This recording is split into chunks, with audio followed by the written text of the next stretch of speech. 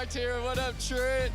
Well, I am so glad that y'all are here today. My name is Carter, and if it is your first time, I'm excited that you're here. And if you've been to IO before, I would just like to say, welcome back.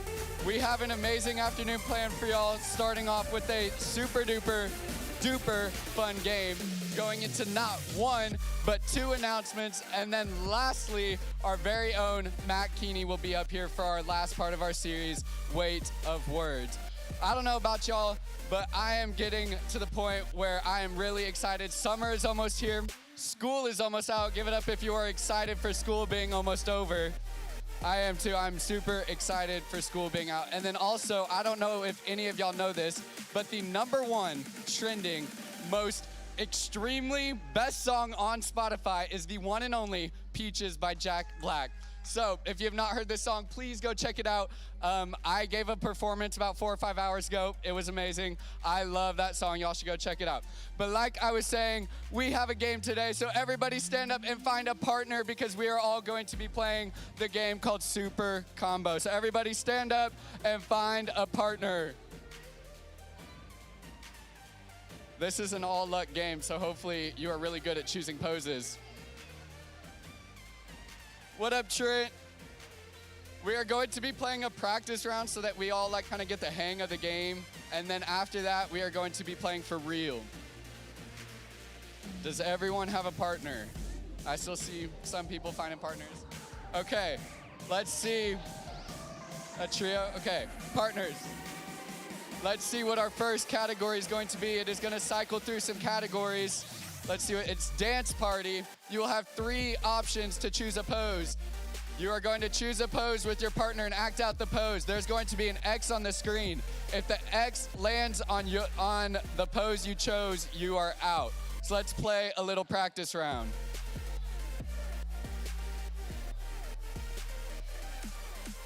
Uh-oh.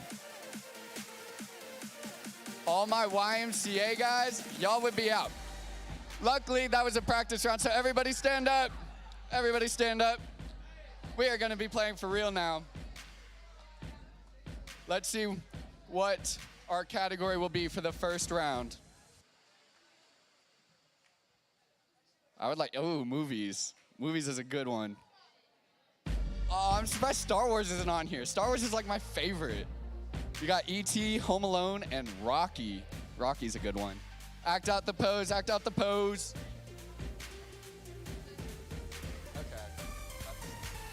Let's see what it lands on. Oh no. Oh, my Home Alone fans, y'all are out. Sit down if you chose Home Alone. Let's get our second category up on here.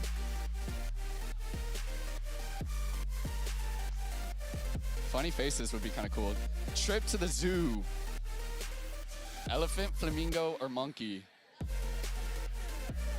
personally a monkey. I'm going with the monkeys. Let's see what the X is going to land on.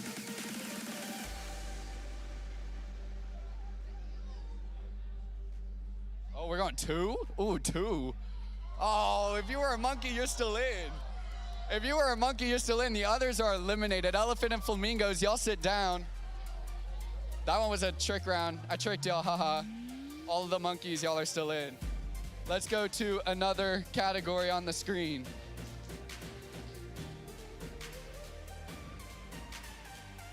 Air band. Got the air guitar. Woo! Air guitar, air sing, and air drums. What do we got? Y'all choose y'all pose. Ooh. I like the fact that Bennett and Jackson are still in. They're gonna win. Okay, let's see what the X choose. I think we got 1X. 1X going. If you chose air guitar, no, you are out. No. How many groups we still got? Couple groups. 2 over here, 1 right there, 1 here, 1 here, 1 over there. Okay. Let's see our next category.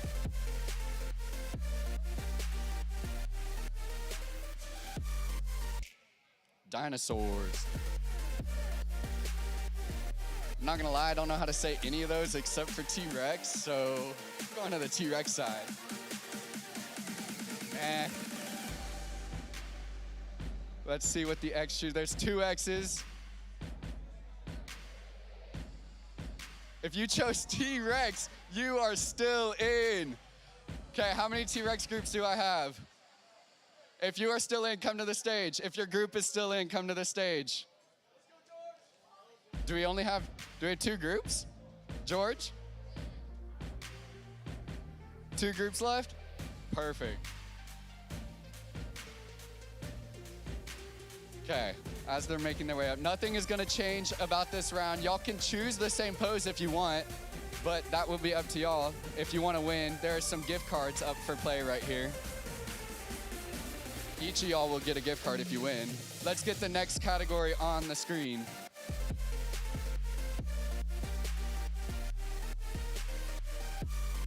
Line up. Back to back, face to face, side hug. What are y'all going to choose? Side hug and a back to back. Looks like we have 1X. 1X going. Face to face. Ooh, both of y'all are still in. Okay, I have a little surprise for y'all. Didn't really tell y'all this, but now, because both of y'all are still in, we're going to a dance battle. So hopefully y'all brought your dance moves. Hopefully y'all are ready to dance. I heard that the gritty is a really popular dance move. I don't know about y'all, but I would personally gritty if I were a part of this dance battle. So we're going to have the girls go first over there, and then we'll have this group right here go second. Let's get the music rolling.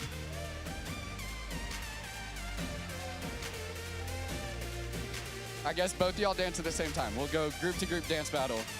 The music's playing, so you can dance to this music, unless we get a song going. Are we getting a song going? We are getting a song going. Personally, I would like lip gloss. That would be my personal one. Ooh, happy? Not happy. Get some dance moves going, let's go. Y'all can go at the same time, Y'all go at the same time. Yeah, here we go. Same time, y'all both do dance moves. Okay. First, I'd be grittying right now. See, it's almost like the C-Dubs experience is coming up right here. See, it's like, come on, guys, we gotta get some dance moves in here. Let's go. Do some dance moves. Nothing left? Are we done dancing? Okay, we're gonna cut the music because we're done dancing. Now we're gonna have the crowd decide who y'all think should win. So over here, make some noise if you think they should win. And make some noise if you think they should win. Yeah, I think there's a pretty clear winner. Congratulations, y'all too. Y'all will be going home with 2, 1 each Starbucks gift cards. Boom. So go get a drink. That will be awesome. I am super happy that y'all won. Now, that was a super fun game. And like I said, we have not 1, but 2 super important announcements. And our very first announcement is that Camp 75 registration is still open. Take a picture of the screen, scan the QR codes. Y'all will not want to miss these 2 weeks. It is the best weeks of your summer, so please sign up. I'm gonna be there, and I want all of y'all to be there, and I know so many people are gonna be signing up. So sign up today, sign up tonight, sign up tomorrow. Sign up because you will not want to miss Camp 75. And then lastly, our last announcement is that our very own Jordan Geist will be up here for a one-off series next week. And then we will also have Canes for dinner, which is super good. So come, we will have Canes. And then Mother's Day, we will not have Inside Out. So do not come to Inside Out. Take your mothers out. Buy them some flowers. Go on a date with your mother. Take them out and go have fun with your mother. Spend time with your mothers because it is Mother's Day. And like I said, Matt Keeney will be up here for our final part of our series, Weight of Words. I've been walking around, waiting for you to shine. People passing me by. Does it feel like I belong?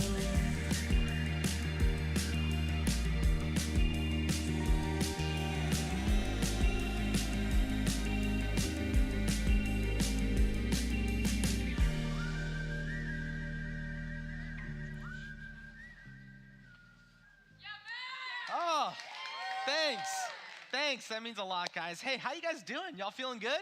Y'all feeling good? Hey, how many of you guys are excited because we are under a month away from school being out? How many of you guys are excited for that? Okay. How many of you guys are coming to boot camp at Camp 75? How many of you guys are excited for that? Hey, for real, if you are not signed up yet, talk to somebody who has signed up because it really is the best 2 weeks of the entire summer. I'm grateful that you guys are here tonight, especially if this is your first time joining with us tonight. You really could have been anywhere in the world, so the fact that you're here at Inside Out means the world to me. If we've never met before, my name is Matt, and I'm just so grateful that we're wrapping up a series that we've been in over the last couple of weeks called Weight of Words. And really simply, what we've been talking about over the last couple of weeks is that our words carry weight. Like, we've all felt the weight of somebody else's words in our life, the things that have been spoken to us, at us, about us, behind our back. We have felt the weight of those words before. And what we talked about in week 1 is we talked about this idea that it's very easy to recognize somebody else's weight and the weight of their words in our life, but sometimes we fail to realize the weight and the power that our words carry to other people in our life, right? That's what we talked about, and we talked about how there's really only 2 ways we talk to people. We either build people up or we tear people down. We either build people up or tear them down, and by the choice of our words and what we decide to say to people, we are either building people up or tearing people down. And I would say for all of us, we not only want to be built up, but actually our relationships and our friendships get better if we get into the habit of building other people up as well. That's what we talked about in week 1. And then in week 2, last week, Jen Mazzola, one of our small group leaders, she was up here and she was talking about the power of an apology. The power of an apology. Now, sometimes for all of us, we feel the weight of when somebody apologizes to us, right? Sometimes that's all we've been waiting to hear is for somebody just to say, I'm sorry. But last week, she talked about how not only do we want that from other people, but sometimes people are waiting for us to apologize. And so she was talking about this idea of what does it look like to apologize well? What does it mean to have a mature apology, to approach that relationship and say, okay, as far as it depends on me and my responsibility and my ownership to whatever is happening, how can I apologize well in this moment? And tonight, what I want to do is I just want to wrap up this conversation and talk about something that I first learned when I was 15 years old. So I was a sophomore in high school, and it was in one of the first weeks that I came to Inside Out.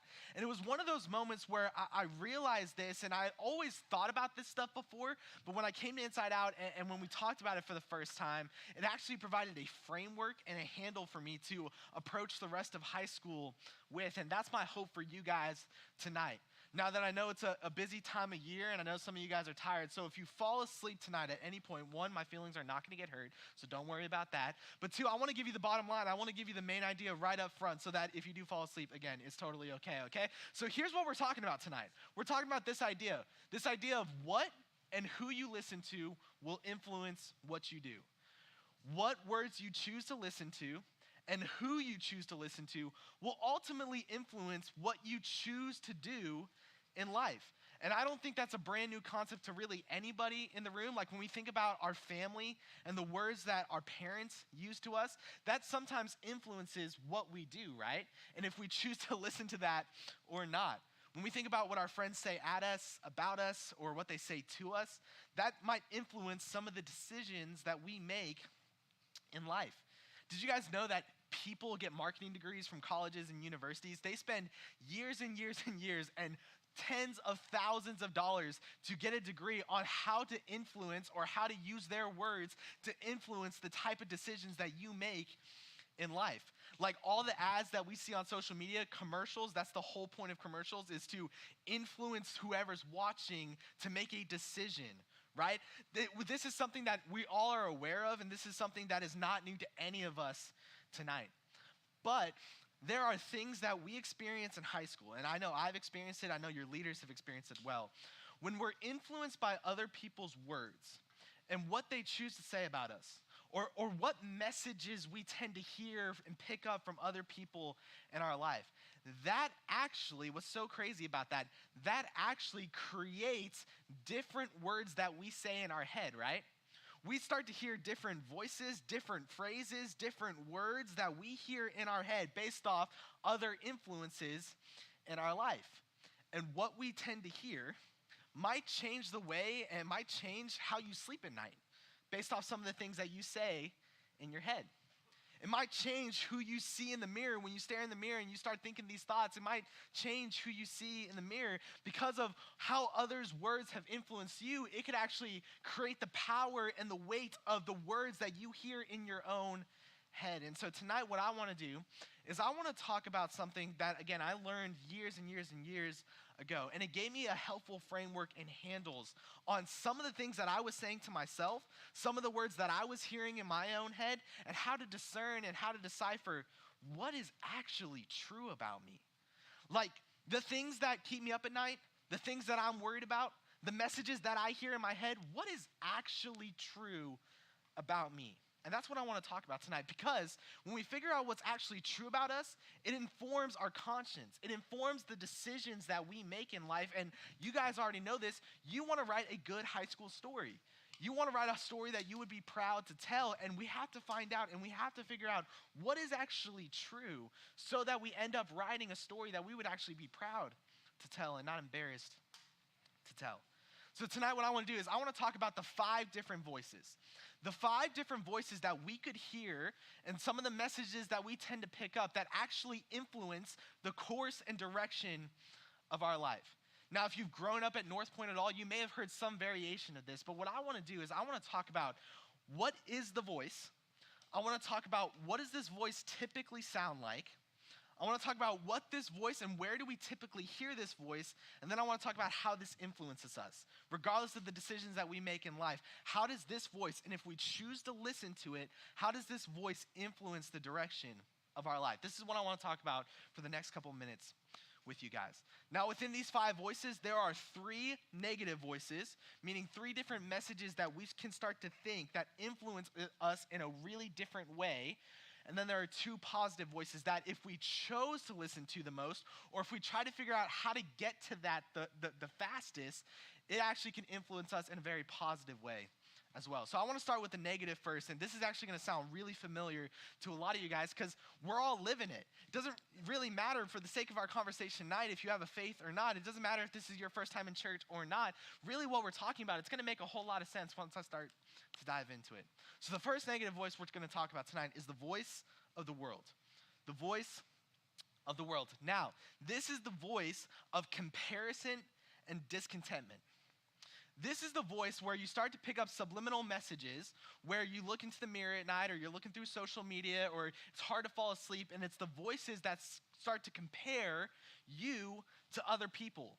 It's the voice that says, I'm seeing what everybody else has, and I don't have that, and now I feel differently about myself. This is what this voice sounds like. It sounds like this. It sounds, if I was more like blank, then I'd be happy. Right? You start seeing other people in the world, or start seeing other people in school, and you're like, man, I wish I had what they had. Like, dang, they kind of want the life that I ultimately want to live. And so if I just had what they had, or if I was more like so-and-so, then I'd be happy. It's the voice that says, if I was better at blank, then I'd be better. Athletes, you guys know this, you feel this. I know when I was in high school, I always compared the performance of this, and I was like, if I was just better at baseball, then I would feel better about myself. If I didn't make the game-losing error, then I would actually be happier with who I am as a person, right? If I was a better student, we've all been there before. If I was a better student, then I'd feel better, right? If I was better at this specific activity, then I'd feel better. That's what this voice sounds like. It's the voice that says, man, if I had what they had, like if I had this, like if I had this status, if I had this popularity, if I had this friend group, then I would feel better. This is the voice of comparison and discontentment. And honestly, for all of us, we hear this voice in a couple different categories, in a couple different ways. Really, where we hear this voice the most is this. We hear this voice when we hear it through social media and our performance. Now, I don't want to be up here, and I don't want to say social media is bad. I really don't want it to sound like that. But used in the wrong context, or some of the messages that we pick up from social media can absolutely influence who we think we are, and can influence some of the things that we think about ourselves. Because here's what's true about social media. I don't know if you guys are ever like this, but when you're trying to fall asleep and you're just scrolling on Instagram, TikTok, whatever it may be, but you're just scrolling, what you're seeing is you're seeing somebody's highlight. And you may have heard that before, but nobody, and I'd be shocked to meet somebody who actually posts generally their low light every single day. But what you're doing is you're following people and you're actually seeing posts of them where they actively thought, what do other people think if I post this? That's what you're seeing. And honestly, that's what we post. But what we're doing in that moment, we might be feeling certain ways about ourselves, and then we're actually seeing somebody's highlight. And we compare their highlight to our current reality, and then we start to say, man, if I could just have that, if I could be like that, it starts to grow this discontentment within us. Again, social media is not bad, but when we start taking it for what it really is and start taking messages from that, and it changes the course and direction of how we think about ourselves, man, it's not going to be beneficial to us. But then also performance, right? This is where we hear the voice of the world the most, right? We always compare ourselves to other people. Are we better or are we worse? In both categories, right? Let's say you are the top of class. Let's say you are the person who gets A's on everything, or you're the star quarterback, or whatever it may be. Let's say you're up there, right? What the voice of the world will say to you is you are better than everybody else.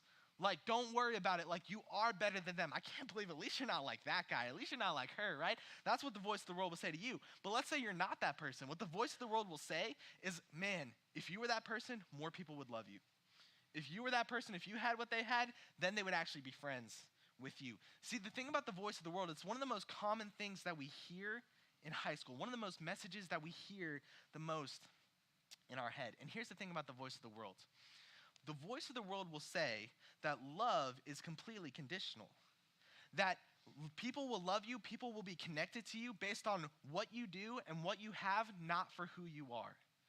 That's what the voice of the world will say to you. It will influence you to make those decisions that say, I have to do certain things or I have to have certain things for people to actually be connected to me. See, when we listen to the voice of the world, we actually will start to realize that we will never be enough. This is how it influences us. We'll start to understand, because when you really give into the voice of the world, what's going to happen is you're going to scroll through social media. You're going to see somebody who's prettier. You're going to see somebody who's smarter.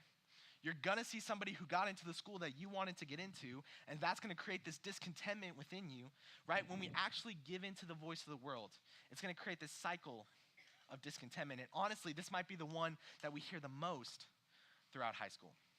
That's the first negative one. I'm going to be a little bit more efficient through the rest, right? The second one might be a little bit of a weird term, but I think after I explain it, it'll make a little bit more sense to you, right? The second negative voice is this voice of the flesh. It's the voice, honestly, and this is a little bit of a churchy term, but it's the voice of temptation. It's the voice that sounds like this. It says, man, why not, right? When influences or parents or whatever it may be are telling you why, it's the voice that is whispering, or maybe it's really loud. It's the voice that says, why not, right? It's the voice that says, it doesn't hurt me or anyone now, so who cares? It's that voice of like, okay, it's just one decision. It's just one night. It's just this one thing, right? It's not hurting me right now physically. It's not hurting me right now, so who actually cares? How bad can it really be? It's this voice that just says, it just feels good. I was thinking about this, and I was like, okay, where in my life do I hear the voice of the flesh the most? And honestly, if you know me, you know this is true about me. I love candy. Like, I could eat so much candy all the time. You could have 100 doctors come into my office and tell me that, actually not 100 because my office is small, maybe like 2 doctors that are my size fit in my office, and they would look at me and they could give me all the best explanation of why candy is bad, but then the voice in my head will be like, okay, it's just now.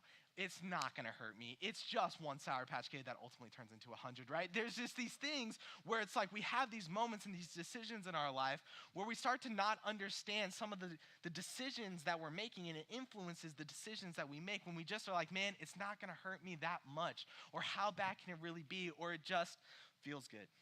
You know where we hear the voice of the flesh the most? I think there's 2 areas where we hear it the most. I think we hear the voice of the flesh when we're either surrounded by everyone or we're completely alone. Here's what I mean by this. I think we hear the voice of the flesh the most, those voices where it's like, just do it, just give in, when we're surrounded by everyone, because here's the case, when we're surrounded by everyone, we want people to see us in a certain way. Like, we don't want people to see us as that person, right? So when we're surrounded by everyone and everyone's doing something, that voice in your head will say, okay, if you don't do it, again, this goes back to conditional love. If you don't do this thing, then people are going to look at you differently. People may exclude you in the future, and we don't want to be excluded. We want to be included, right? So it's these moments in our life where we hear it when we're surrounded by everyone and we don't want to experience this FOMO, or it's these moments when we're completely alone. These moments when really nobody is impacted by whatever decision we're going to make. We're not surrounded by people. So it's these moments where it's like, why does it even matter if I'm making this decision? It's just me. It's just my life. Nobody around me is going to get affected by this. So it's these moments when the voice of the flesh, this voice of just do it. It's not going to hurt you too bad. It's those moments when we're either surrounded by everyone or we're completely alone. And I would imagine it influences us to never experience FOMO.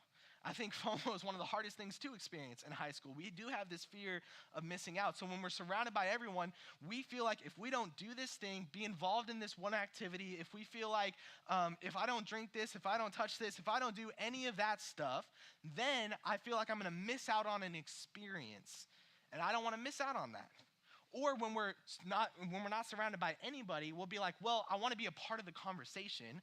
Like, I want to know what they're talking about. So it's one of these things where it's this constant battle where it's like, okay, is anybody going to be hurt by this decision that I make? Honestly, this voice can be incredibly loud in your life. And honestly, this voice negates wisdom. Wisdom is the ability to know that life is connected, that decisions today ultimately affect you tomorrow. And sometimes it's hard to think about a future version of you.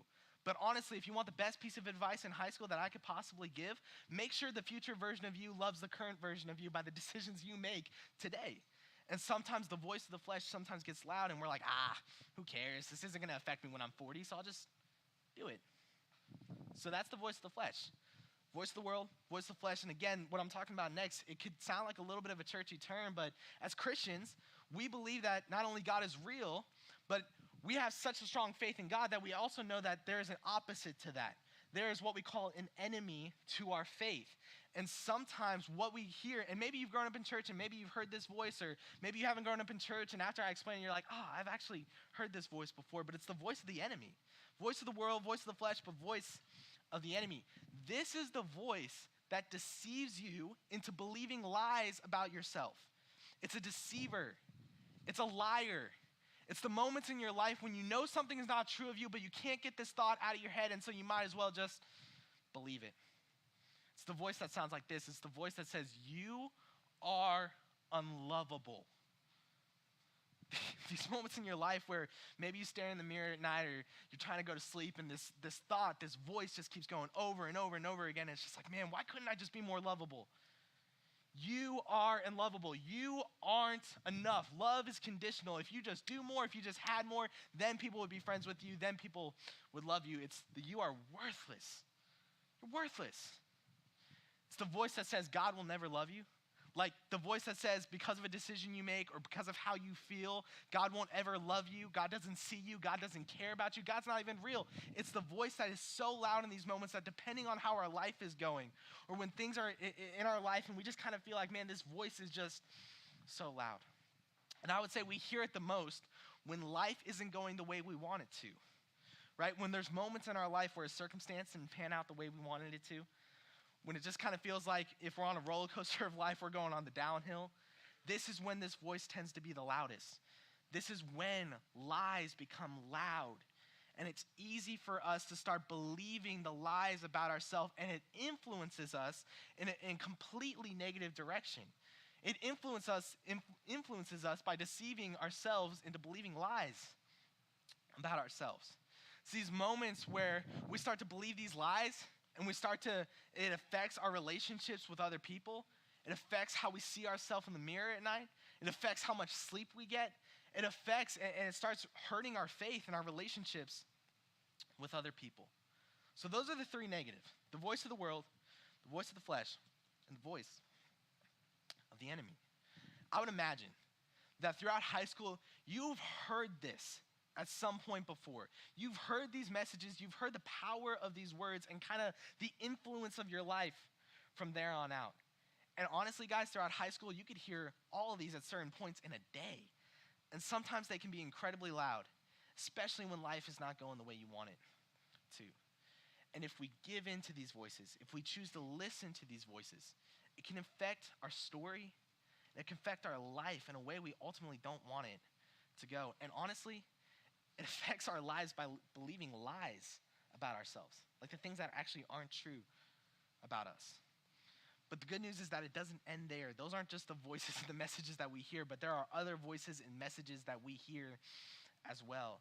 That if we chose to believe in them, it can influence us to write the story we were made to tell, that we were made for, that we were created for, that we can look in the mirror at night and actually know what's true about what's staring back and who's staring back at us. So I want to finish my time with talking about the two positive voices that I would encourage you guys to learn what it looks like to hear these messages on a day-to-day basis. The first one is the voice of your soul. The voice of your soul. Really, this is the voice of your intuition, knowing that God has placed you in a certain time, around certain people, doing certain things. It's the voice that sounds like this. And these are the moments that we live for. It's this. It's the voice that says, I was made for this. Like, have you ever been doing something in your life and you pause in this moment and maybe we're going too fast and we just need to pause? We're doing something in life and we have this moment where we hear this voice, I was made for this. It's the voice that says, this is my purpose.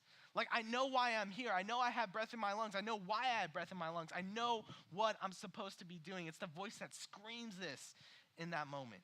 It's the voice that says, I'm content with my life. So where the voice of the world screams discontentment, the voice of your soul says, you know what? I'm good. Circumstances might be going up and down, but I look at who I'm around and I look at what I'm doing and I'm good. I'm content with my life. The voice of your soul screams at you. It is loud in your life when you do what you love with who you love. When you do what you love, where we hear this the most is when you do what you love with who you love. These moments when you're surrounded by people and you're all doing the same thing. And it's the voice that screams, man, I know why I'm here and I love these people and I love what I get to do. And it influences us. When you choose to listen to the voice of your soul, it influences us in this way to keep doing what we were made for. Because in high school, you can go right, you can go left, you can do up, you can go down. But the voice of your soul, when you choose to listen to it, says, you know what, I'm on the right path. I know what I was created for. I know why I'm here. I'll be honest. I hear all the three negative voices and the voice of my soul the loudest about 5 seconds right when I back from backstage. Like right back there is my worst moment and also my best moment in all the same category in the same time. I hear the voice of the world scream at me right before I start talking saying, well, if you were a little bit smarter, if you actually went to college, if you were just a little bit taller, people would take you seriously. Like all the things of like, I'm not content and I'm uncomfortable in my life, the voice of the world is loud. The voice of the enemy screams, man, because you don't have this and because you aren't doing this or because somebody is doing this, that means that you aren't good at what you do. It means it's all conditional, that if you like me or I'll just say the things that I like so that you like me, then I actually will be making an influence and a difference in somebody's life. That's what the voice of the enemy is screaming back there. But then I get on stage and I look at every single person in this room and I'm like, this is what I was made for. This is what I was created to do. And I feel like God has placed me here in this moment to be here and to say what he has given me in these moments. That's when the voice of my soul is the loudest in my life. And my greatest hope for all of you is that when you do things that you love with the people you love, your voice of your soul is loud and you can listen to that because it influences you to keep doing what you were created to do. The last positive voice that we're going to talk about today is the voice that's actually true about you. And I don't know what you grew up with or what your perception of church or what your perception of God is, but when we choose to listen to this voice, what we're choosing to do is listen to truth. And we're choosing to listen and be influenced by truth in our life. And when we're influenced by truth, what happens is we actually are writing the story we're proud to tell. We're writing the story that we would want to tell. And we're writing the story that God ultimately wants for our lives. And that is the voice of God. That is the voice of our Heavenly Father, the Heavenly Father who loves you, who cares about you, who's for you in every single way. So much so that the things that would keep us away from God, he moved to heaven and earth so that we could be with him forever through faith in his son, Jesus. So that we would understand and live a life of what is true. To live a life where we're influenced by truth. The voice of God sounds like this. It sounds like, you are my son and daughter. That through faith in Jesus, you are given an identity statement. That no matter what you choose to do, whatever's a part of your story, you are my son, you are my daughter. That is what is true about you, and nothing could ever separate that love that he has for you. You're my son, you're my daughter. There is not a future version of you that I love more. Think about that. Have you ever been going through high school? Have you ever been going through school and think, man, if I just changed, if I was just different, if I was just better, other people would love me more, other people would see me more? Do you know the God of the universe looks at you? He says, there is no future version of you that I love more. That it's not about the future version of you. If you just get your act straight, if you just get it right, then I would love you more. His love is unconditional, and he's proven that from the very beginning of time. It's the voice that says, I will never leave you. In the moments when we feel most alone in high school, because we all have those moments. In those moments when we feel most alone, the God of the universe looks at you and he says, I will never leave you. And I will never forsake you. It's the moments when God says, you are fearfully and wonderfully made in my image. What you see in the mirror at night, the thoughts that you think, the truth would say, that you are fearfully and wonderfully made in the image of your creator, and he loves his creation. Now, how do we hear the voice of God? What does it actually mean to listen to this voice and hear this voice on a day-to-day basis? I would say for me, one of the things as I was trying to think about what does this actually mean and look like in my life, I had to think about, well, how do I hear anybody's voice? How do I recognize anybody's voice in my life? And I thought about, man, if I just blindfolded myself and my mom's voice was played over the speakers, I could pretty much tell that that is my mom because I've heard it my entire life. I spent my whole life and all my time with my mom, so I would understand her voice. For us, if you really want to understand what the voice of God sounds like, it's dependent on, and if you hear it the most and where it could be the loudest in your life, it's all dependent on the time that you spend with him. The more time you spend with God, the more you'll actually understand what God's voice sounds like. The more you'll understand what is true about you. The more time you hear God's words or stop to pause in this moment to invite God in through prayer. Say, God, speak to me. And you allow him and pause in that moment to speak to you. You'll start to understand God's voice. The more time you read God's word through scripture, the more you'll start to understand what's actually true. The more you'll start to understand how God speaks and what he's saying to you in moments. And the more time you are surrounded by people who point you to God through church, the more you will actually start to understand what God sounds like. You'll start to understand what is actually true about you in your life. The voice of God, if we choose to listen to it, it influences us to believe what's true about us. We can be in this constant truth quest of trying to figure out, man, what is actually true? What are the thoughts that I'm actually thinking? And is it actually real in my life? And what is true and what is a lie? The more we listen to the voice of God, the more we are actually living a life for truth and living a life that is actually true about us. So what I want to do to finish my time is I want to give you guys just a quick way to pause and to figure out what voices are you listening to. Because we all hear them in the course of a day in high school. We can listen to all five and hear all five, and they could be all loud at the same time. So how do we pause in these moments? And how do we just decipher what is actually a lie and what is actually true? The Apostle Paul says this in 2 Corinthians. He says, we take captive every thought to make it obedient to Christ. We take captive every thought and make it obedient to Christ. Now, here's what I know about you and here's what I know about me. We have around 80,000 thoughts a day. Like, think about that. And do you guys know that 80% of those thoughts are actually negative? Like, that's a lot of negative thoughts a day. And they could be personalized, they could just be about the world, but that's usually the course and direction, the average of somebody's day. And Paul is asking us, how do we take captive every thought and make it obedient to Christ? Here's what I want to do, and here's what I want to just give you guys when we talk about specifically the five voices that we're talking about tonight. When Paul is saying take captive, he's giving us something to do. When we pause in these moments to take captive a thought, meaning we hear something or we see something and we start to believe something, to take captive, he's really asking all of us to ask the question of, whose voice is that?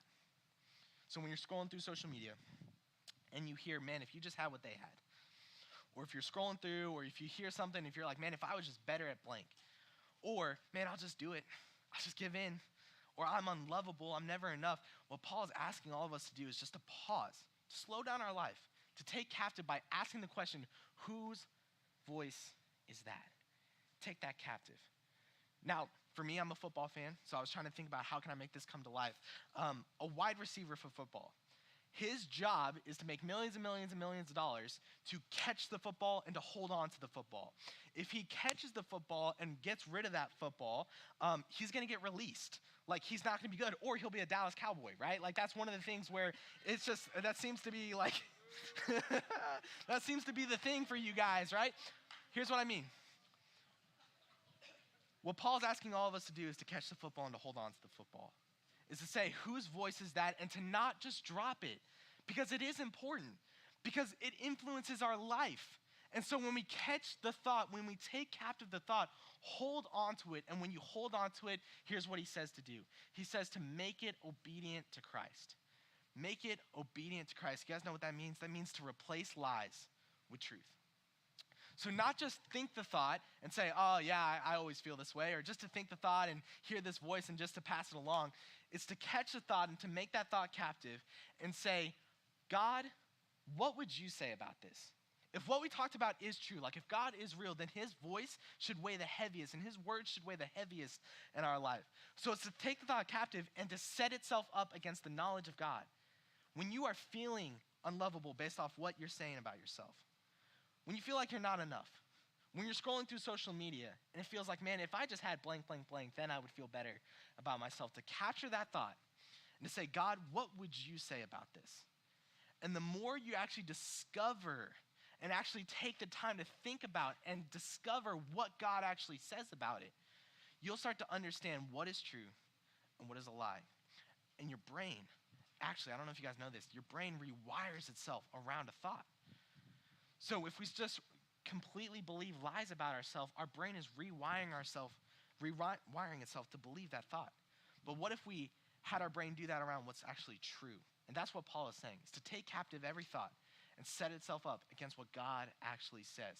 Is this true? Is this not? God, what would you say about it?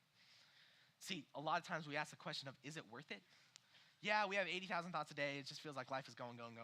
I would say, outside of your personal relationship with Jesus, there might not be something worth more of your time than discovering what is actually true about you. Because when you start living from that place, when you start to understand what is actually true about you, it influences the course and direction of your entire life. You'd be writing a story that you'd be proud to tell. The story that God ultimately wants for your life. So I don't think there's anything more important or more worth it than discovering what's actually true. And for Christians, we believe that Jesus Christ is the way, the truth, and the life. So let's discover more about him and discover what he actually says about us. I'll wrap with this. What and who you listen to will ultimately influence what you do. And I want you guys to do big and great things. Let me pray for us. Heavenly Father, God, we are grateful for you. God, we don't deserve your grace, your mercy, or your kindness, but you freely give it to us anyways. And we're just so grateful that in this life we get to experience that. We get to experience connection with one another. And ultimately, God, through your son, Jesus, we get to experience connection with you. And so, Father, I just pray tonight that whatever was talked about, it rings true for our students. They can actually take something practical away from it. They can start to decipher and discern whose voice is that. And God, I just pray that you would move within us.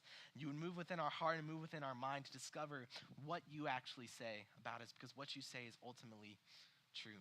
Father, we love you and we need you this week. It's in Jesus' name. Amen. All right, y'all, we're going to break off into groups. If this is your first time tonight, I'd love to point you guys in the right direction.